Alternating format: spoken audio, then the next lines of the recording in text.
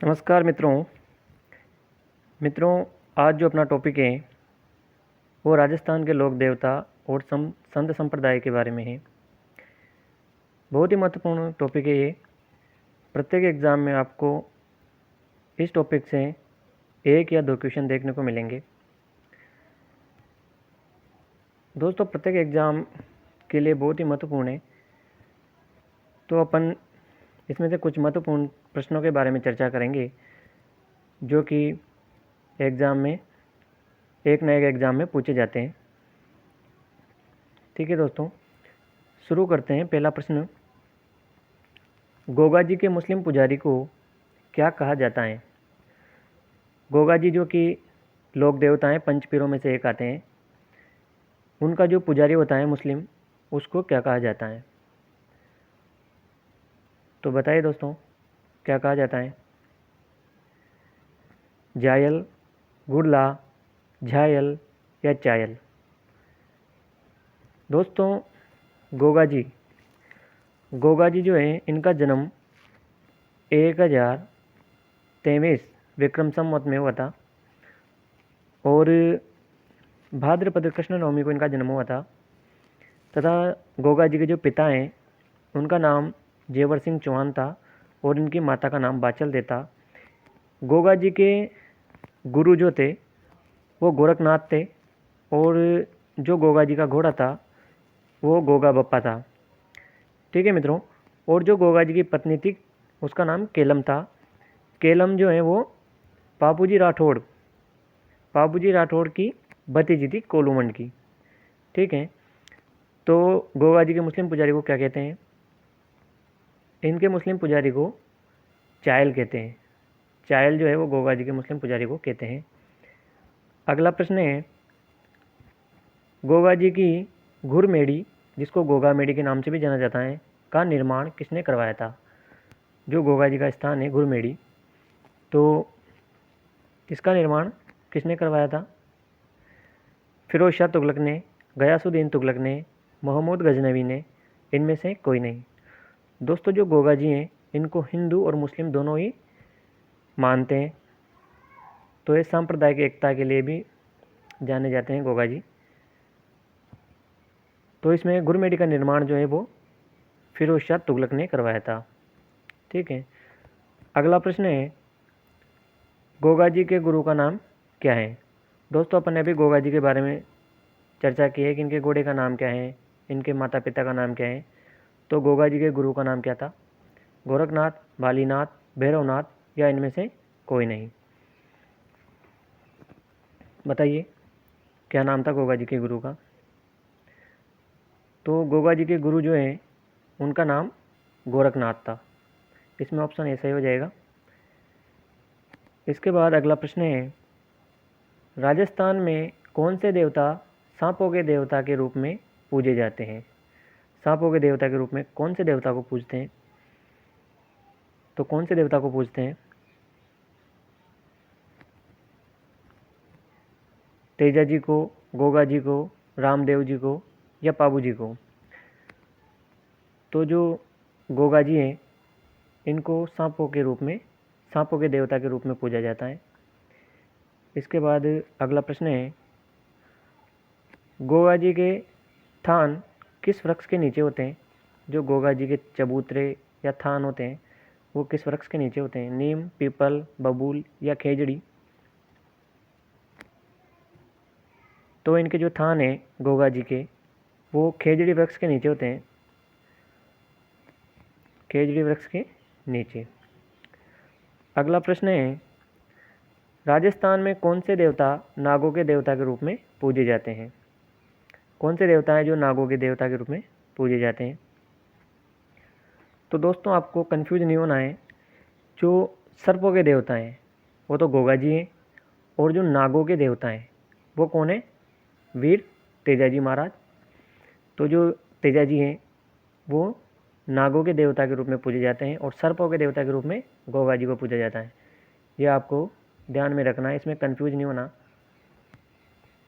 इसके बाद अगला प्रश्न है, देवनारायण जी की फड़ किनके द्वारा पढ़ी जाती हैं? जो देवनारायण जी हैं उनकी फड़ किनके द्वारा पढ़ी जाती हैं? गुजर भोपों के द्वारा, पाबूजी के भोपों द्वारा, दोनों के द्वारा, या इनमें से कोई नहीं। तो किन के द्वारा पढ़ी जाती हैं ये? तो मित्रों, जो देवनारायण जी की फड़ है वो गुजर भोपों के द्वारा पढ़ी जाते हैं। देवनारायण जी को जो है वो गुजर जाति के लोग अधिक मानते हैं, इसलिए गुजर भोपे जो होते हैं वो इनकी फड़ को पढ़ते हैं। ठीक है। और देवनारायण जी की जो फड़ है उसका वाचन जो है वो जंतर वाद्य यंत्र के साथ किया जाता है। किस यंत्र के साथ? जंतर वाद्य यंत्र के साथ गुजर जाति के भोपे करते हैं। और जो देवनारायण जी है ना, जो देवनारायण जी हैं इनको विष्णु का अवतार माना गया है। इनको विष्णु का अवतार माना गया है। ठीक है। इसके बाद देवनारायण जो है ये आयुर्वेद के देवता हैं। आयुर्वेद के देवता भी इनको कहा जाता है। और नीम का जो पेड़ होता है उसके नीचे देवनारायण की जो पूजा की जाती है वो ईंटों की पूजा की जाती है। ईंटें होती हैं तो ईंटों की पूजा देवनारायण जी की जाती है। और देवनारायण जी के जो बचपन का नाम है वो उदय सिंह था। देवनारायण जी को बचपन में उदय सिंह कहते हैं। इसके बाद इनका जो घोड़ा था देवनारायण जी का वो लीलागर कह के इसको पुकारते थे।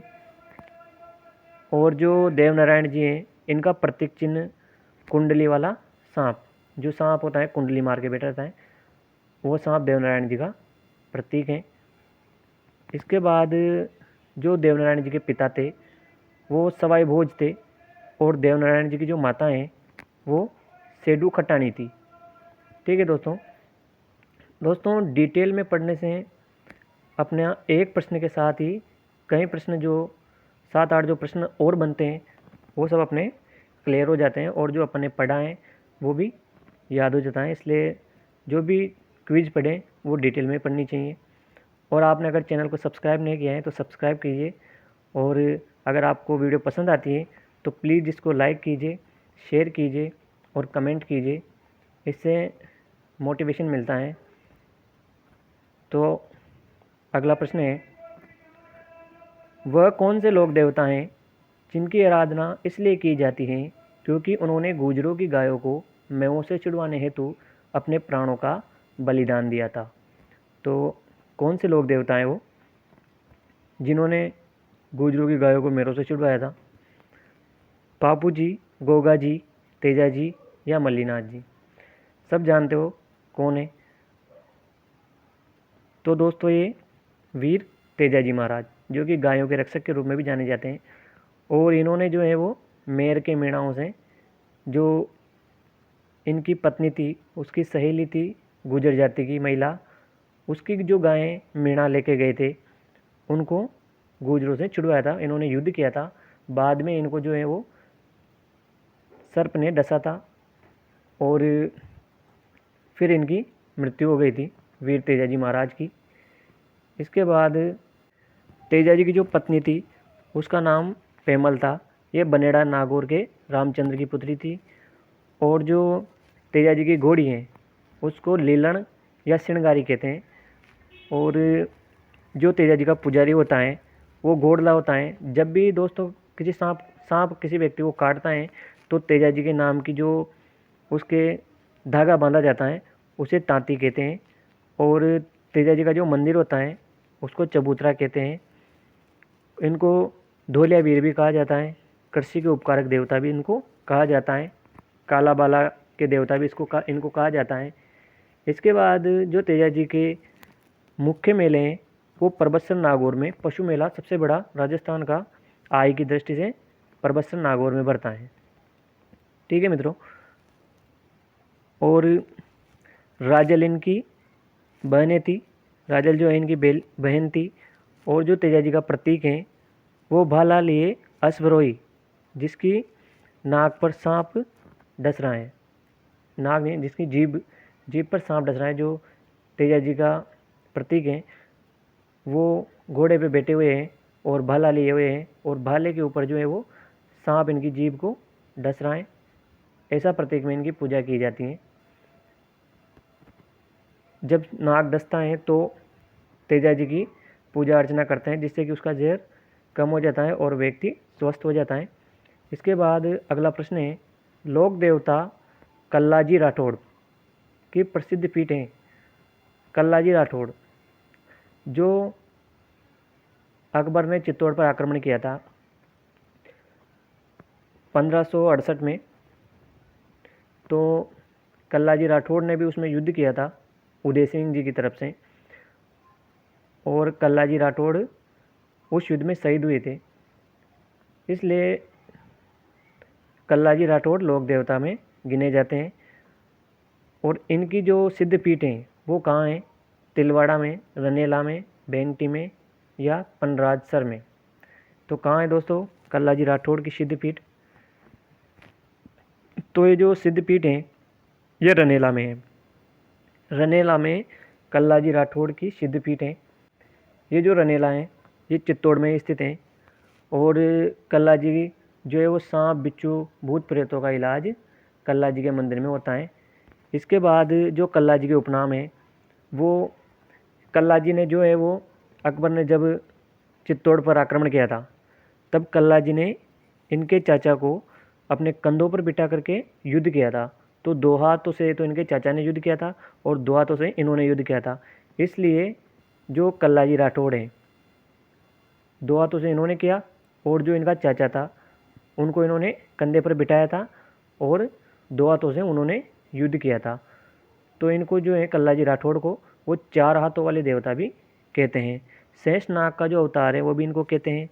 बाल ब्रह्मचारी भी कल्लाजी राठौड़ को कहते हैं। योगी सन्यासी भी इनको कहते हैं और वीर योद्धा भी इनको कहते हैं। दोस्तों कल्लाजी राठौड़ का सिर कट जाने के बाद भी ये लड़ते रहे थे कई घंटों तक। इसलिए बहुत ही महान और वीर पुरुष हैं कल्लाजी राठौड़, जो कि लोक देवताओं में गिने जाते हैं। इसके बाद नेक्स्ट प्रश्न है, वह लोक देवता जिसका भजन रम्मत प्रारंभ होने से पूर्व गाया जाता है। तो दोस्तों रम्मत एक लोक नाट्य है और जब ये लोक नाट्य प्रारंभ होता है तो किस लोक देवता का भजन गाया जाता है? तेजा जी का, गोगा जी का, कल्ला जी का या रामदेव जी का? किसका गाया जाता है? तो ये जो है वो रामदेव जी। रामदेव जी जो जैसलमेर में इनका मंदिर स्थित है। तो रामदेव जी का जो भजन है वो रम्मत के प्रारंभ में गाया जाता है। रामदेव जी का जो मंदिर है वो रुणिजा पोखरण जैसलमेर में है और इनका जन्म भाद्रपद शुक्ल द्वितीया को हुआ था। इसलिए यहाँ पर भाद्रपद शुक्ल द्वितीया को विशाल मेला भरता है जिसमें हिंदू और मुस्लिम दोनों संप्रदाय आते हैं। तो ये जो है राजस्थान का हिंदू मुस्लिम एकता की दृष्टि से बहुत बड़ा मेला इनका भरता है यहाँ पर। और इनका जन्म जो है वो उंडकाश्मेर शिव तहसील बाड़मेर में हुआ था। यहाँ पर भी इनका मंदिर बनाया गया है। और इनके जो पिता हैं वो अजमाल सिंह तंवर हैं। रामदेव जी जो है वो तंवर वंश के थे ये। और इनकी जो माता हैं वो मैणा दे हैं। इनकी पत्नी नेतल दे हैं। अमरकोट के दलेल सिंह सोडा की जो पुत्री है इनकी पत्नी है। इनकी बहन सुगना और इनकी जो धर्म बहन है जो भी रामदेव जी के साथ भूमि में समाधि ली थी तो वो डाली बाई जो कि इनकी धर्म की बहन है। और इनका जो भाई था वीरमदेव उनको बलराम का अवतार कहा जाता है। और इनका जो घोड़ा है उसको लीला घोड़ा कहते हैं, लीला घोड़ा। और जो रामदेव जी के मंदिर में है वो कपड़े के घोड़े चढ़ाए जाते हैं। ठीक है दोस्तों, इनकी जो ध्वजा होती हैं, जो इनका झंडा है वो पचरंगी ध्वजा होती हैं, उसको नेजा कहते हैं। जो ध्वजा होती है उसको नेजा कहते हैं। इनके जो रात्रि में जागरण करवाए जाते हैं उसको जम्मा जागरण कहते हैं। रामदेव जी ने जो है वो कामड़िया पंथ की स्थापना की थी। और जो रामदेव जी का मेला भरता है उसमें कामड़ जाति की जो महिलाएं होती हैं वो 13 ताली नृत्य करती हैं। अपने शरीर के 13 मंजीरों को बांध करके ये नृत्य करती हैं ये।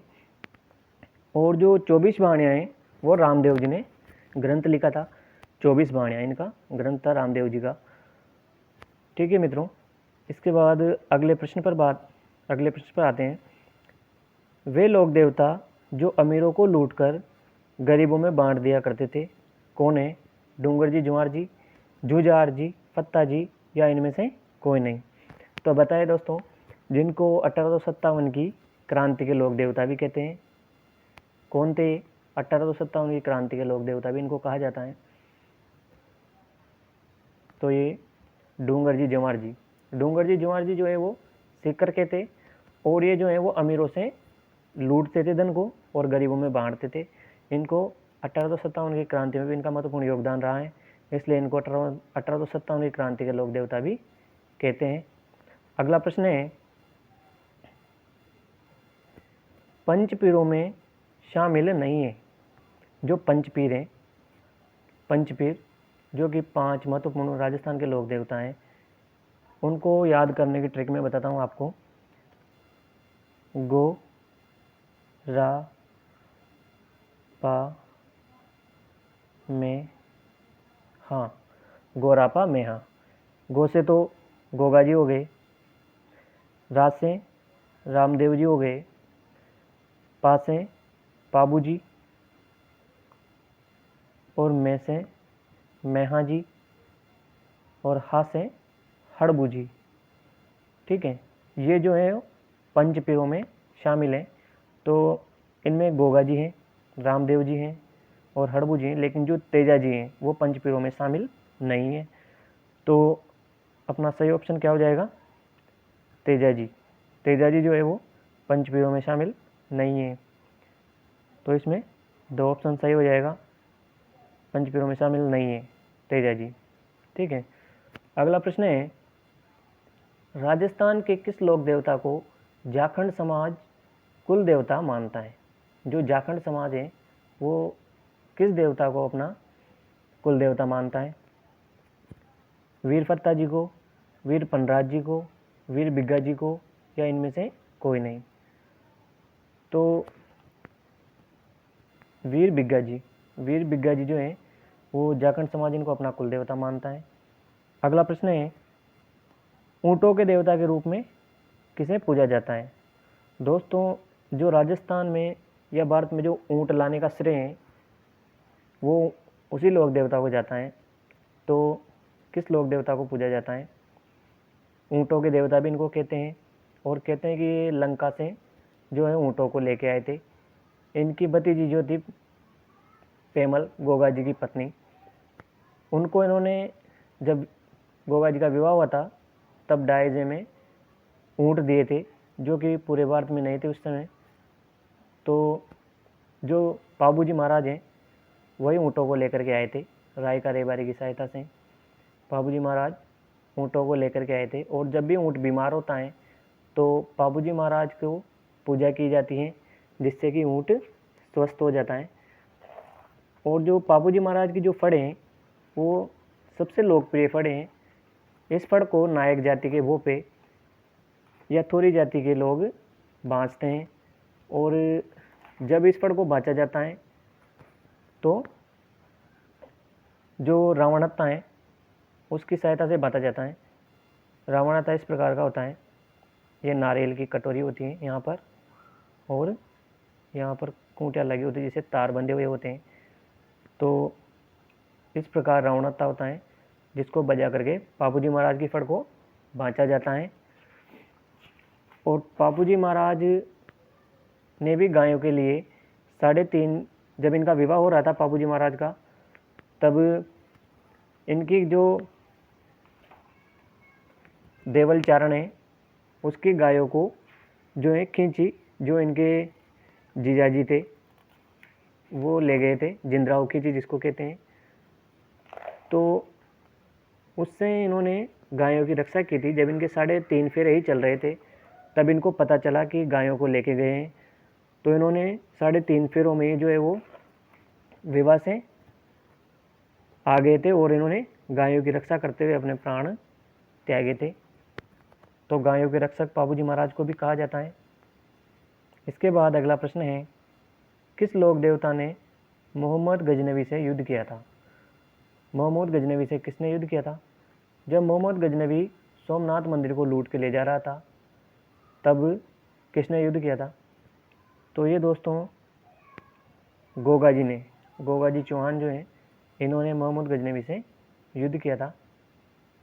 इसके बाद अगला प्रश्न है, आग देवता के रूप में कौन से लोकप्रिय देवता हैं? आग देवता के रूप में तो कौन है? वीर कल्लाजी राठौड़। कल्लाजी राठौड़ आग देवता के रूप में लोकप्रिय देवता हैं। इसके बाद अगला प्रश्न है, राजस्थान में एकमात्र लोक देवता जो कवि भी थे, 24 वाणियाँ किसने लिखी थी? बताइए मित्रों। जो कवि थे 24 वाणियाँ जो ग्रंथ लिखा था वो किसने लिखा था? रामदेव जी ने, भूरिया बाबा ने, मल्लीनाथ जी ने या गोगा जी ने? किसने लिखा था? तो ये जो है रामदेव जी ने जो है वो 24 वाणियाँ ग्रंथ लिखा था। इसके बाद अगला प्रश्न है, राजस्थान के ग्रामीण अंचलों में चबूतरे नुमा बने हुए लोक देवताओं के पूजा स्थल क्या कहलाते हैं? मेवल, देवरे या थान, दरगाह या इनमें से कोई नहीं? तो क्या कहलाते हैं? तो जो चबूतरे नुमा बने होते हैं उनको देवरे या थान या थानक कहते हैं इनको। इसके बाद अगला प्रश्न है, लोक देवता तेजाजी का वाहन क्या है? तो हमने अभी तेजाजी के बारे में विस्तार से चर्चा की थी कि इनकी घोड़ी को क्या कहते हैं, इनकी पत्नी का नाम क्या था। तो इनकी क्या थी? घोड़ी थी। कौन सी? लिल्लण। घोड़ी का नाम क्या था? लिल्लण या सिणगारी। ठीक है। तो इनकी घोड़ी का नाम था लिल्लण या सिणगारी। वीर तेजाजी महाराज की घोड़ी का नाम लिल्लण या सिणगारी था। अगला प्रश्न, ऊँटों के पालक रायका रेबारी जाति के आराध्य देवता हैं। दोस्तों अभी बताया था, कौन है? बताइए मित्रों। जो राजस्थान में ऊँट लेकर के आए थे लंका से, और जब ऊँट बीमार होता है तो किसकी पूजा की जाती है? तो ये पाबूजी महाराज की पूजा की जाती है। और जो रायका रेबारी जाती है वो पाबूजी महाराज को मानती हैं, क्योंकि जब उनका ऊँट बीमार होता है तो पाबूजी महाराज की पूजा करने से वो स्वस्थ हो जाता है, ऐसा माना जाता है। तो ऊँट पालक रायका रेबारी पाबूजी महाराज इनके आराध्य देव हैं। इसके बाद अगला प्रश्न, प्लेग रक्षक ऊँटों के देवता के रूप में लोकप्रिय हैं। बताइए। अभी अपने बात की थी ऊपर, तो इनको प्लेग रक्षक देवता भी कहते हैं। पाबूजी महाराज जो है इनको प्लेग रक्षक देवता भी कहते हैं। तो इसमें ऑप्शन ब सही हो जाएगा, पाबूजी महाराज। इसके बाद अगला प्रश्न है, गोगा जी की ओल्डी कहाँ पर स्थित है? जो गोगा जी महाराज का स्थान है वो कहाँ पर है? गोगा जी की ओल्डी नाम से जो स्थान प्रसिद्ध है वो कहाँ है? तो ये जो है सांचौर, जालोर, चूरू या इनमें से कोई नहीं? तो कहाँ पर है ये दोस्तों सांचौर में है। और सांचौर कहाँ है? सांचौर जालोर में है। तो अगर प्रश्न में सांचौर नहीं आता है तो आपको जालोर पे टिक करना है, और अगर प्रश्न में जो ये सांचौर आता है तो आपको सांचौर पे ही टिक करना है। तो ऑप्शन ए सही हो जाएगा इसमें, सांचौर। अगर सांचौर नहीं आए तो फिर जालोर पे टिक कीजिएगा। ठीक है। अगला प्रश्न है, गोगा जी को जहार पीर देवता की उपाधि किस सुल्तान ने दी थी? गोगा जी को जहार पीर की किसने उपाधि दी थी? मोहम्मद गोरी, मोहम्मद गजनवी, गयासुद्दीन तुगलक या फिरोज शाह तुगलक? किसने दी थी? गोगा जी ने युद्ध किया था और उस युद्ध में इन्होंने इतनी वीरता दिखाई थी कि जो सामने वाला दुश्मन था जिसने इनको उपाधि दी थी वो भी चौंक गया था कि ये साक्षात देवता हैं। यानी कि जहार पीर का मतलब देवता होता है, तो ये साक्षात क्या है? देवता हैं। तो ये किसने दी थी? मोहम्मद गजनवी ने। जब मोहम्मद गजनवी ने गोगा जी के साथ युद्ध किया था तो गोगा जी ने इतनी वीरता, इतना साहस दिखाया था कि मोहम्मद गजनवी ने इनको जहार पीर की उपाधि दी थी। जहार पीर का मतलब साक्षात देवता के समान है। अगला प्रश्न है, किस लोक देवता की समाधि पर फिरोज शाह तुगलक ने बिस्मिल्लाह अंकित करवाया था? गोगा जी, डूंगर जी, रामदेव जी या देवनारायण जी? तो किसकी समाधि पर करवाया था बिस्मिल्लाह अंकित? तो ये दोस्तों गोगा जी की समाधि पर फिरोज शाह तुगलक जो है उन्होंने बिस्मिल्लाह अंकित करवाया था। और जो गोगा जी की समाधि है वो मकबरे नुमा है। ठीक है, इसकी एक खास बात है कि ये मकबरे नुमा है, गुम्बदाकार जो है वो गोगा जी की समाधि है। इसके बाद अगला प्रश्न है, टापरा, छपरा, कुंडी, छान, पौंडी, ओरली आदि राजस्थानी भाषा में किसके नाम है? बताइए दोस्तों, टापरा, छपरा ये किसके नाम है? मकानों के, दरगाहों के, कच्चे घरों के या उपरोक्त सभी के? तो इसमें जो है वो कच्चे घर जो होते हैं उनको टापरा छपरा कहते हैं। अगला प्रश्न है, काला व बाला के देवता, कृषि उपकारक देवता किसे कहा जाता है? अपन ने भी चर्चा की थी कि काला और बाला के देवता भी कहते हैं, कृषि उपकारक देवता भी कहते हैं। तो किनको कहते हैं? वो वीर तेजाजी महाराज को। तेजाजी को जो है वो काला बाला के देवता, कृषि उपकारक देवता भी कहते हैं। अगला प्रश्न है, राज्य सरकार को सबसे ज़्यादा आय किस मेले से होती है? इसके बारे में भी अपन ने बात की थी। तो किनका मेला बढ़ता है जिससे राज्य सरकार को सबसे ज़्यादा आय होती है और कहाँ बढ़ता है? वो परबतसर नागौर में पशु मेला बढ़ता है। तो किनका है वो? तेजाजी का। तेजाजी का जो मेला है परबतसर नागौर में, वो आय की दृष्टि से राजस्थान का सबसे बड़ा मेला है। और जो इनका मेला है वो भाद्रपद शुक्ल दशमी यानी कि तेजा दशमी को बढ़ता है। ठीक है, एक और मेला बढ़ता है भाद्रपद शुक्ल दशमी को जोधपुर में। किसका है? बिश्नोई समाज का, अमृता देवी बिश्नोई का वृक्ष मेला जो विश्व का एकमात्र मेला है, वो भी तेजा दशमी के दिन ही बढ़ता है, भाद्रपद शुक्ल दशमी को। ठीक है दोस्तों, अगला प्रश्न है, तेजाजी का देहांत कहाँ पर हुआ था? तो तेजाजी जब गाय चुड़ा के ले आए थे मेर के मीणाओं से, तब उसके बाद ये वचन निभाने के लिए गए थे, जहाँ पर सर्प ने इनको डसा था जीभ में। तो इनका जो देहांत है वो कहाँ पर हुआ था?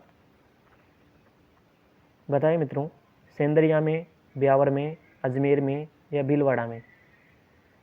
तो इनका जो देहांत है वो सेंदरिया में हुआ था। सेंदरिया अजमेर में स्थित है। ठीक है, सबसे लोकप्रिय फल किस देवता की हैं?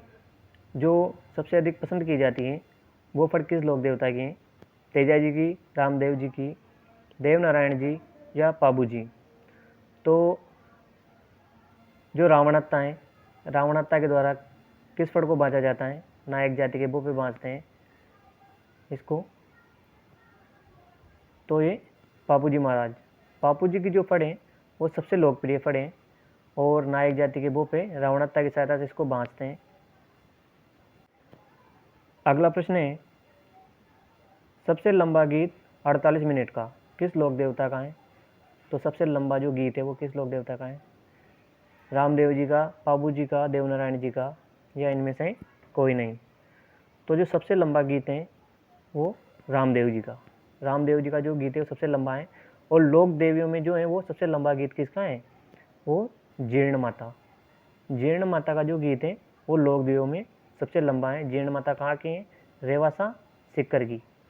रेवासा सिक्कर की जो है वो जीर्ण माता है और इसका गीत सबसे लंबा है। और लोक देवताओं में रामदेव जी का जो गीत है वो सबसे लंबा है। ठीक है, अगला प्रश्न, रामदेव जी के उपदेश कितनी वाणियों में हैं जिन्हें बाबारी पर्ची कहते हैं? तो रामदेव जी ने जो ग्रंथ लिखा था वो कितनी वाणियों में है जिसको बाबारी पर्ची कहते हैं? जो रामदेव जी ने ग्रंथ लिखा था वो 24 वाणियों में लिखा था। तो ये ऑप्शन ब सही हो जाएगा। 24 वाणियाँ रामदेव जी की प्रसिद्ध हैं और इनको बाबारी पर्ची कहते हैं। ठीक है, अगला प्रश्न है, राजस्थान में किस लोक देवता के पगलियों की पूजा की जाती है? जो पगलियों की पूजा की जाती है वो किस देवता की जाती हैं? तेजा जी की, देवनारायण जी की, कल्ला जी की या रामदेव जी की? तो इसमें जो है वो ऑप्शन 10 सही हो जाएगा, रामदेव जी। रामदेव जी की जो पूजा की जाती है वो पगलियों की पूजा की जाती है, इनकी मूर्ति की पूजा नहीं की जाती है। और रामदेव जी जो है जिन्होंने जीवित समाधि ली थी पोखरण जैसलमेर में। इसके बाद अगला प्रश्न है, सबसे लंबी फड़ किस लोक देवता की है? जो सबसे लंबी फड़ है वो किस लोक देवता की है? रामदेव जी की, देवनारायण जी की, मल्लीनाथ जी की या बुरिया बाबा की? तो जो सबसे लंबी, सबसे छोटी, एक तो सबसे लंबी फड़ और एक सबसे छोटी फड़, ये जो दोनों फड़ हैं वो एक ही देवता की हैं। किसकी? देवनारायण जी की। देवनारायण जी की जो फड़ है वो सबसे लंबी फड़ है और सबसे छोटी फड़ भी देवनारायण जी की है। इसके बाद अगला प्रश्न है, किस लोक देवता को धार्मिक विचारों के साथ साथ पशु चिकित्सक का ज्ञान भी हो गया था? तो कौन से देवता थे जिनको पशु चिकित्सक देवता भी कहते हैं? देव बाबा, भूरिया बाबा, रामदेव जी या देवनारायण जी? कौन से देवता हैं वो? तो ये देव बाबा। देव बाबा जो है वो पशु चिकित्सक भी हैं। जब भी पशु बीमार होता है तो देव बाबा की पूजा की जाती है। इसके बाद अगला प्रश्न है, बाबा तल्लीनाथ का वास्तविक नाम क्या था? जो तल्लीनाथ जी थे उनका वास्तविक नाम क्या है? तो बाबा तल्लीनाथ जी का जो वास्तविक नाम है वो क्या है? बताइए मित्रों, क्या नाम है बाबा तल्लीनाथ जी का? तो तल्लीनाथ जी का जो वास्तविक नाम है वो गांगदेव राठौड़। गांगदेव राठौड़ इनका वास्तविक नाम है। और इनके जो गुरु थे वो जालंधर नाथ थे। जालंधर नाथ इनके गुरु थे। और ये जो है तल्लीनाथ जी वो राव चूड़ा के भाई थे। ठीक है। इनका जन्म शेरगढ़ जोधपुर में हुआ था तल्लीनाथ जी का। इनका मंदिर जो है वो पांचोटा जालोर में, जालोर में इनका मंदिर है तल्लीनाथ जी का। जहरीले जानवर के काटने पर इनका ये इलाज करते हैं, इनकी पूजा अर्चना की जाती है जिससे कि उसका जहर उतर जाता है। और सबसे इम्पोर्टेंट बात जो है वो ये है कि जहाँ इनका मंदिर है उसके चारों ओर जो पेड़ पौधे, जो भी वनस्पति उगी हुई है उसको काटा नहीं जाता है। और इस जो पूरा क्षेत्र होता है ये इनके मंदिर के आसपास का, तो ये ओरण कहलाता है। ओरण इनके जो तल्लीनाथ जी का धार्मिक स्थान होता है, हरा भरा स्थान, वहाँ पर पेड़ काटना पाप होता है और ये स्थान ओरण कहलाता है। ये बहुत इंपॉर्टेंट बात है जो आपको याद रखनी है। इसके बाद अगला प्रश्न है, राजस्थान के एकमात्र ऐसे देवता जिन्हें वृक्ष काटने पर रोक लगाई गई है, जिन्होंने वृक्ष काटने पर रोक लगाई है, कौन है? तल्लीनाथ जी, मल्लीनाथ जी, जुझार जी या बुरिया बाबा? कौन से देवता हैं वो? तो अपन ने भी पढ़ा था कि जहाँ इनका मंदिर होता है उसके आसपास चारों ओर का जो हरा भरा क्षेत्र होता है वो ओरण कहलाता है और यहाँ पर पेड़ काटना पाप माना जाता है। तो वो तल्लीनाथ जी, तल्लीनाथ जी जो है उन्होंने वृक्ष काटने पर रोक लगाई थी। इसके बाद अगला प्रश्न है, राजस्थान में के एकमात्र ऐसे लोक देवता जिन पर भारतीय डाकतार ने डाक टिकट जारी किया जिन्हें छाछ और राबड़ी का भोग लगाया जाता है? देव बाबा, देवनारायण, तल्लीनाथ या मल्लीनाथ? बताइए मित्रों, कौन लोक देवता थे वो जिन्हें छाछ राबड़ी का भोग लगाया जाता है और डाकतार विभाग ने इन पर डाक टिकट भी जारी किया है? तो देवनारायण जी जो हैं उनके ऊपर भारतीय डाक विभाग ने डाक टिकट जारी किया है और इनको छाछ राबड़ी का भोग लगाया जाता है। गुर्जर जाति जो है देवनारायण जी को बहुत अधिक मानती है। अगला प्रश्न है, फड़ कला को विश्व में सर्वोच्च शिखर पर पहुंचाने का श्रेय प्राप्त करने वाले एकमात्र कलाकार कौन है? जो देवताओं की जो जीवनी होती हैं उनको कपड़े पर चित्रित करना फड़ कहलाता है। और इस फड़ को जो है वो अलग अलग जातियों में, जैसे पाबूजी राठौड़ की फड़ को नायक जाति के भू पे बाँचते हैं और देवनारायण जी की फड़ को गुर्जर जाति के भू पे बाँचते हैं। तो इस प्रकार इनकी फड़ को बाँचा जाता है। तो कौन से कलाकार थे जिन्होंने विश्व स्तर पर फड़ को पहुंचाया है? तो इसमें श्रीलाल जोशी जो हैं इन्होंने विश्व स्तर पर फड़ की कला को पहुँचाया है। इसके बाद अगला प्रश्न है, पाबूजी के अनुयायी किस वाद्य यंत्र के साथ फड़ गाते हैं?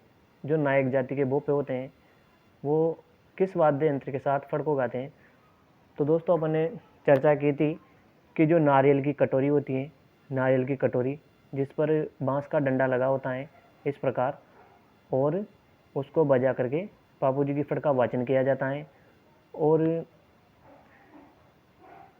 ये जो होता है इसको रावणत्ता कहते हैं। क्या कहते हैं इसको? रावणत्ता। तो रावणत्ता की सहायता से पाबूजी की फड़ का वाचन किया जाता है। तो इसमें ऑप्शन ब सही हो जाएगा। पाबूजी के अनुयायी रावण हत्या को वाद्य यंत्र को बजाते हुए फड़ का वाचन करते हैं। इसके बाद अगला प्रश्न है, जुझार जी का देवस्थान किस वृक्ष के नीचे होता है? जुझार जी का देवस्थान किस वृक्ष के नीचे होता है? पीपल, नीम, बरगद या खेजड़ी? तो किस वृक्ष के नीचे होता है? तो ये खेजड़ी के नीचे होता है। जुझार जी का स्थान जो है वो खेजड़ी के नीचे होता है। जो जुझार जी हैं इनका जो जन्म है और इनका मंदिर है वो डमलोहा सिक्र में हुआ था। डमलोहा सिक्र में ही इनका मंदिर है। और इनके मंदिर में जो है वो 5 मूर्तियाँ स्थित हैं। 5 मूर्तियाँ, जिसमें से 3 तो भाई की हैं और जो 2 मूर्तियाँ हैं वो दूल्हा और दुल्हन की मूर्तियाँ हैं। कहते हैं कि जब दूल्हा दुल्हन मतलब जब विवाह हो रहा था तो यहाँ पर मुस्लिमों ने आक्रमण कर दिया था, और इस विवाह में जो दूल्हा दुल्हन है तो सोना वगैरह कुछ लूटने के लिए मुस्लिमों ने आक्रमण किया था यहाँ पर। तो जो जुझार जी हैं उन्होंने इनकी रक्षा की थी, और ये इनका जो सिर कट गया था उसके बाद भी ये लड़ते रहे थे। और जब दूल्हा दुल्हन इनको रोकने के लिए, शांत करने के लिए गए तो इन्होंने सिर कट जाने के बाद इन्होंने दूल्हा दुल्हन को भी सिर काट दिया था, क्योंकि इनका सिर कट चुका था। और उसके बाद इन्होंने जो 3 भाई थे उनको भी काट दिया था, लेकिन ये शांत नहीं हुए थे, इसलिए इनका नाम जुझार जी पड़ा था। और जो यहाँ पर हैं वो 5 मूर्तियों की पूजा की जाती है जुझार जी के मंदिर में। इसके बाद अगला प्रश्न है, मल्लीनाथ जी की समाधि स्थित है। मल्लीनाथ जी की जो समाधि है वो कहाँ पर है? तो मल्लीनाथ जी की समाधि है वो तिलवाड़ा बाड़मेर में पड़ता है। तो बाड़मेर में जो है वो मल्लीनाथ जी की समाधि है। और इनके पिता का नाम सांकला जी था, इनकी माता जीणा दे थी, इनकी पत्नी है वो रूपा दे जो है वो इनकी मल्लीनाथ जी की पत्नी है। इसके बाद मल्लीनाथ जी ने जो है वो राव चूंडा को मंडोर दिलाने में सहयोग किया था। मल्लीनाथ जी ने कुंडा पंथ की स्थापना की थी। इम्पोर्टेंट प्रश्न है, मल्लीनाथ जी ने किस पंथ की स्थापना की थी? तो इन्होंने कुंडा जो पंथ है उसकी स्थापना इन्होंने की थी मल्लीनाथ जी ने। इसके बाद अगला प्रश्न है, सामाजिक सुधार के लिए जम्मा जागरण अभियान किस लोक देवता के द्वारा चलाया गया? तो सामाजिक सुधार के लिए, जो छुआछूत मिटाने के लिए और जो समाज में बुरी कुरीतियाँ हैं उनको ख़त्म करने के लिए जम्मा जागरण अभियान चलाया था। तो किस लोक देवता ने चलाया था? तो ये जो है वो रामदेव जी ने छुआछूत को मिटाया था, इसलिए मेघवाल जाति के लोग जो हैं वो इनको अपने आराध्य देव मानते हैं। और इन्होंने जो है वो समाज में से बुरी कुरीतियों को ख़त्म किया था।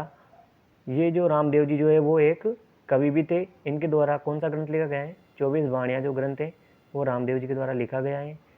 इसके बाद अगला प्रश्न है, देवनारायण जी के प्रमुख देवरे हैं।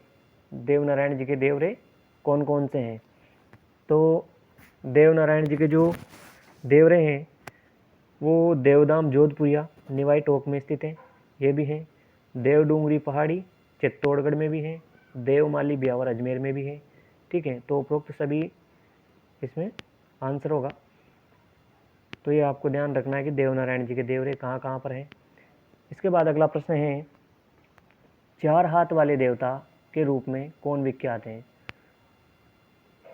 तो मित्रों, जब अकबर ने चित्तौड़ पर आक्रमण किया था उदय सिंह के समय 1568 के करीब में, तो जो वीर कल्ला जी राठौड़ हैं ये, और इनके जो चाचा थे जयमल, तो जयमल जो है वो अकबर की संग्राम बंदूक से घायल हो गए थे, उनके पैर में गोली लग गई थी, इसलिए वो युद्ध नहीं कर सकते थे। लेकिन वीर कल्ला राठौड़ ने जयमल को अपने कंधे पर बिठा गया और कंधे पर बिठा करके जो है वो युद्ध लड़ा था।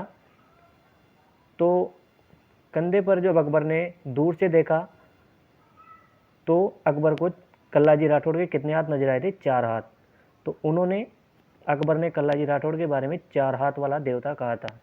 ठीक है, तो 4 हाथों वाले देवता के रूप में कौन प्रसिद्ध है? वीर कल्ला जी राठौड़। वीर कल्ला जी राठौड़ को 4 हाथों वाला देवता कहा जाता है। इसके बाद अगला प्रश्न है, लोक देवता हड़बू जी का वाहन है। जो हड़बू जी हैं, जिनको राव जोधा ने बेंगटी गांव जोधपुर दिया था, तो और हड़बू जी ने राव जोधा को जो है कटार भेंट की थी। तो हड़बू जी का वाहन क्या है? हड़बू जी का वाहन सियार जो है वो हड़बू जी का वाहन है। ठीक है, हड़बू जी जो है वो पंचपीरों में आते हैं, गोरापा में हा, तो हा से हड़बू जी हो जाएगा। इसके बाद अगला प्रश्न है, सांप्रदायिक सद्भावना के लिए सुविख्यात मेला है जिसमें हिंदू मुस्लिम लोग आते हैं।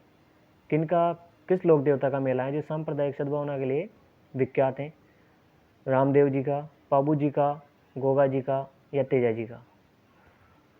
बताएं मित्रों, किसका मेला है? तो ये रामदेव जी का मेला जो है वो बाबेरी बीज भाद्र शुक्ल द्वितीया को बढ़ता है। पोखरण जैसलमेर में इनका मेला बढ़ता है और यहाँ पर जो है वो हिंदू मुस्लिम दोनों संप्रदाय के लोग आते हैं। ये दोनों संप्रदाय के लोग रामदेव जी को मानते हैं। जो 5 पीर मक्का से आए थे, उन्होंने रामदेव जी की परीक्षा ली थी कि हम भोजन करेंगे तो हमारे पात्र तो मक्का में रह गए और हम उन्हीं पात्रों में भोजन करते हैं। तो रामदेव जी ने मक्का से इनके वो जो 5 पात्र थे वो 5 पात्र लेकर आए थे। तो रामदेव जी इसमें सही ऑप्शन हो जाएगा और इसी कारण से जो मुस्लिम लोग हैं वो इनको पूजते हैं, मानते हैं। अगला प्रश्न है, रामदेव जी ने जीवित समाधि ली वो स्थान है। जो रामदेव जी हैं और इनकी धर्म बहन थी डालीबाई, तो डालीबाई ने भी रामदेव जी से एक दिन पहले समाधि ली थी। ठीक है, तो रामदेव जी की समाधि है वो कहाँ पर स्थित है? जो रामदेव जी हैं इनकी समाधि राम सरोवर रुणीचा जैसलमेर में स्थित है। तो रुणीचा में इन्होंने समाधि ली थी राम सरोवर के निकट, तो वहीं पर इनका भव्य मंदिर है जैसलमेर में और अधिक संख्या में लोग यहाँ पर जाते हैं रामदेव जी के। यहाँ पर विशाल मेला बढ़ता है रामदेव जी का। इसके बाद अगला प्रश्न है, राजस्थान के किस लोक देवता ने कामड़िया पंथ की शुरुआत शुरू किया था? कामड़िया पंथ, जो कामड़िया पंथ है वो किस लोक देवता ने शुरू किया था? गोगा जी, देवनारायण जी, देव बाबा या रामदेव जी? किसने किया था? मित्रों? तो ये जो कामड़िया पंथ है वो रामदेव जी ने किया था और जो कामड़ जाति की महिलाएं होती हैं वो रामदेव जी के मंदिर में जो मेला बढ़ता है वहाँ पर 13 ताली नृत्य करती हैं। पैरों के और हाथों के 13 मंजीरे बांध करके ये नृत्य करती हैं कामड़ जाति की महिलाएं। इसके बाद अगला प्रश्न है, राजस्थान में एकमात्र ऐसे लोक देवता जिनकी मूर्ति न होकर काष्ठ का एकमात्र तोरण होता है, कौन से देवता हैं जिनका काष्ठ का यानी कि लकड़ी का तोरण होता है? हरिराम बाबा, पनराज जी, मामदेव या देव बाबा? कौन है? तो इसमें मामदेव जी है, इनका जो है लकड़ी का तोरण होता है, इनकी मूर्ति नहीं होती है। इसके बाद अगला प्रश्न है, राजस्थान के किस लोक देवता को प्रसन्न करने हेतु भैंसे की कुर्बानी दी जाती है? अर्थात भैंसे की बलि किस लोक देवता को दी जाती है? मामदेव जी को, पनराज जी को, जुझार जी को या बुरे बाबा को? तो इसमें भैंसे की बलि जो है वो मामदेव जी को दी जाती हैं। महादेव जी को वैसे की बलि